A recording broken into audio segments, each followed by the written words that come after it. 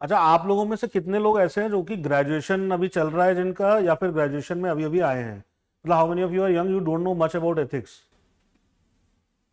बताओ। और मुझे मतलब इसके बारे में कोई नॉलेज नहीं है कि क्या होता है इसमें, क्या क्या पढ़ाओगे।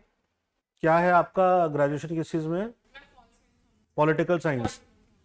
ठीक है। तो पॉलिटिकल ऐसी ethics is not very difficult, क्योंकि होता क्या है, जो पुराने स्टूडेंट से भी देखा था, खासतौर से वो स्टूडेंट्स जो कि ऑलरेडी कुछ इंटरव्यूज देके आए हुए हैं या जिनकी रैंक आ चुकी है, उनके साथ भी क्या इशू रहता था कि उन्होंने पहले थोड़ा सा गड़बड़ पढ़ लिया है कहीं, क्योंकि पहले नहीं था इतना मटेरियल अवेलेबल, तो उन लोगों ने गलत जगह से पढ़ लिया, तो एक लर्निंग हो गई। Now after that learning what happens is कि आपको उन्हें अनलर्न कराना पड़ता है। When they got through they actually unlearn.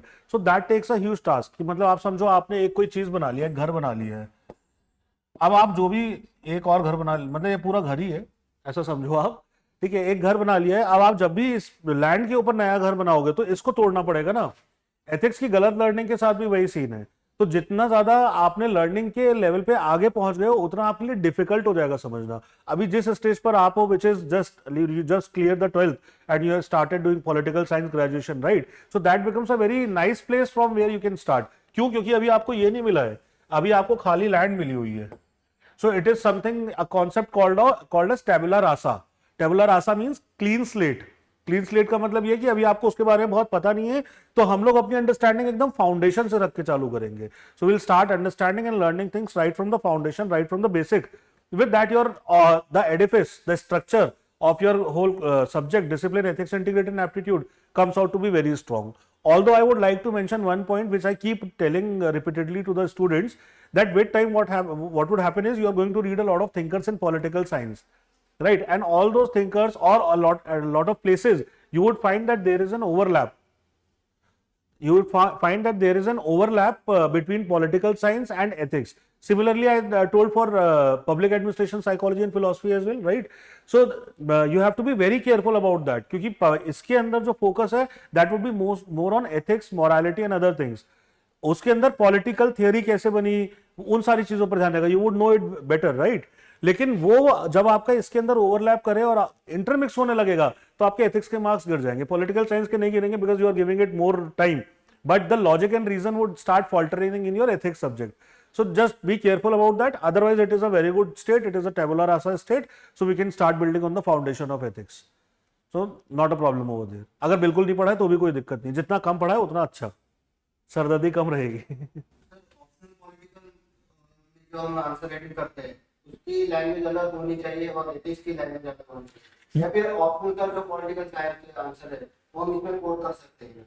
ये बहुत अच्छा क्वेश्चन है. The question is, I like for the people who are sitting at the back and not able to hear, question is कि पॉलिटिकल साइंस में जिस तरीके से answer लिखते हैं उसी तरीके से आंसर लिखना है, या आंसर हमें किसी और तरीके से लिखना है? See what happens generally is when we talk about either political science or ethics, इन दोनों का सब्जेक्ट मैटर अलग अलग है. ठीक है, तो the kind of questions that are going to be asked in political science would be more of technical in nature, right? Idea based, ideology based जो क्वेश्चंस रहेंगे, that too would be specifically to the school of thoughts that you have already read. But in ethics it might be an open ended and open idea based questions. जैसे ऐसे के अंदर भी हुआ था, joy is the simplest form of gratitude question आया था 2016 के अंदर. ठीक है, उसमें क्या, it's very open ended, it's a very simple question, appearing to be very simple, but again not a very simple question. When you come to write like 1200 words, 1000 words on a topic which appears to be simple, it's very difficult to write, right? So political science mein the focus would be on the political theories or the application of it, but more of the technical in nature. open ended per se questions नहीं रहते, और जो open ended question रहते भी हैं उसमें भी आपको दूसरे scholars, दूसरे academicians, दूसरे thinkers, इन्हीं को कोट करना रहता है. इसके अंदर ऐसा नहीं है, इसमें आपको रीजनिंग बेस्ड क्वेश्चन भी हो सकता है. जिस तरीके से ऐसे like the way essays essay papers are coming these years, especially after 2016, 16, 17, 18, I believe there were two sections, A and B, where one was of technical in nature and the other one was of philosophical in nature. But then it started coming all the questions of philosophical in nature. तो वो सारे कहाँ से, किस तरीके से उनको tune किया जा रहा है, जो थोड़ी देर पहले भी क्वेश्चन पूछा गया था रिगार्डिंग कि किस तरीके से इन लोग को पकड़ा जाए, जो लोग अनएथिकल हैं, तो ऐसे और एथिक्स ये दोनों मिला के वो सारी चीज में हेल्प कर रहे हैं.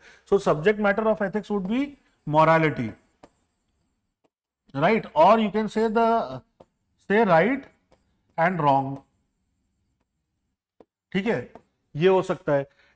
तो जो आपका क्वेश्चन अगर समराइज किया जाए तो पॉलिटिकल साइंस में और एथिक्स के अंदर, because of the focus that it has, questions that would be asked would be different in nature, and just in a remote and extreme case where UPSC lost its sanity to some extent, और उसने दोनों में similar question पूछ लिए, तो भी आपके लिखने का फोकस एरिया अलग होना चाहिए. अगर एक बहुत सिंपल एग्जांपल से आपको समझाऊं, तो जब इन्वेंशन ऑफ प्रॉपर्टी की बात सोशल कॉन्ट्रैक्ट में सभी ने करी है, थॉमस हॉब्स ने भी करी है, जॉन लॉक ने भी करी है, और हुसो ने भी करी है, right? But at the same time when we talk about Hobbes in ethics paper, we will not be talking about invention of property much, because that does not have to do much with morality.